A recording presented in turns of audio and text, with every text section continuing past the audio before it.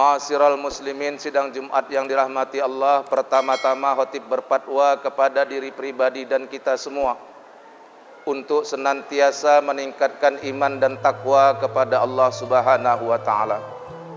Meningkatkan iman dengan memperbanyak ucapan la ilaha illallah, sebagaimana yang disabdakan Rasulullah sallallahu alaihi wasallam, jadidu imanakum bi kalimati la ilaha illallah.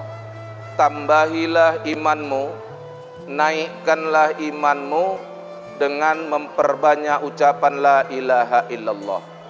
Semakin banyak engkau mengucapkan la ilaha illallah, menandakan semakin tingginya imanmu. Ketika kalimat la ilaha illallah berkurang dalam hidupmu, maka menandakan imanmu sedang menurun. Sekiranya dalam satu hari satu malam tidak ada engkau ucapkan la ilaha illallah, maka imanmu sudah keluar dari dirimu. Tidak main-main dengan kalimat la ilaha illallah.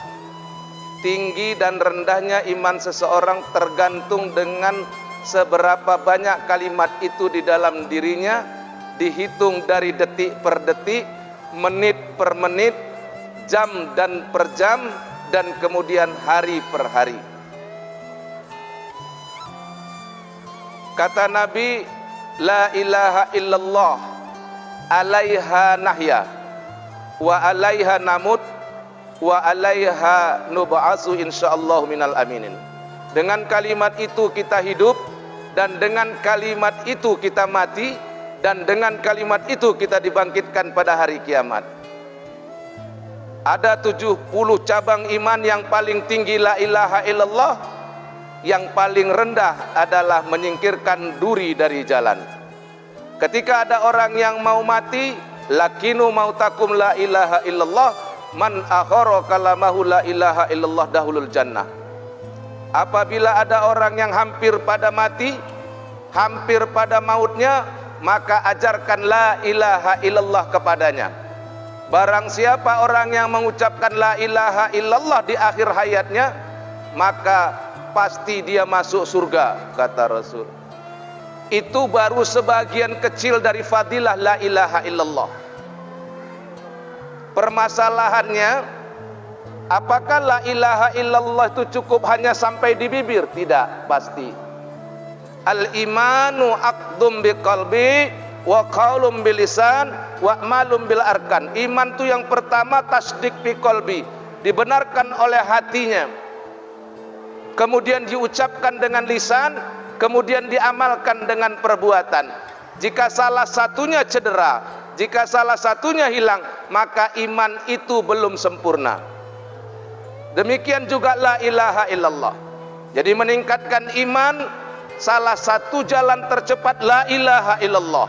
Lahir dan batin, jiwa dan raga, membawa keselamatan dunia dan akhirat. La ilaha illallah. Meningkatkan takwa. Dengan apa kita meningkatkan iman? La ilaha illallah. Dengan apa kita meningkatkan takwa? Perbanyak puasa sunat di luar bulan Ramadan. Karena tujuan puasa la'allakum tattaqun, agar kamu jadi orang yang takwa. Tidak ada cerita meningkatkan takwa kalau tidak banyak puasa sunat. Kalau puasa kita baru 30 hari dalam setahun, tidak usah cerita takwa. Kita belum masuk, maaf, ke dalam kelompok orang yang takwa, karena kita baru mengerjakan puasa wajib. Kita belum mampu melaksanakan puasa sunat. Kita tidak usah cerita ikhlas dalam ibadah kalau kita sholat baru 5 waktu satu hari satu malam. Yang 5 waktu ini pun masih banyak yang meninggalkan. Dan bagi kita yang sudah mengerjakan sholat 5 waktu, maaf, ketika sholat sunat belum kita kerjakan lebih banyak daripada sholat 5 waktu, kita pun jangan cerita soal ikhlas. Karena tanda orang yang ikhlas itu amalan sunatnya lebih banyak dari amalan fardunya. Tanda orang ikhlas dalam sholat, sholat sunatnya lebih banyak daripada sholat fardunya.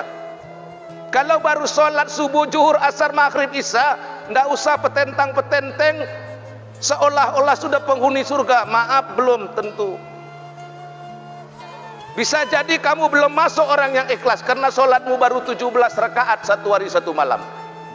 Sedangkan sholat sunatmu harus lebih daripada itu, baru kamu boleh masuk ke dalam golongan hamba yang ikhlas. Kamu orang yang beriman, benar, karena kamu sudah kerjakan 17 rakaat satu hari satu malam. Tapi apakah kamu sudah jadi orang yang ikhlas? Wallahu a'lam bissawab. Belum tentu.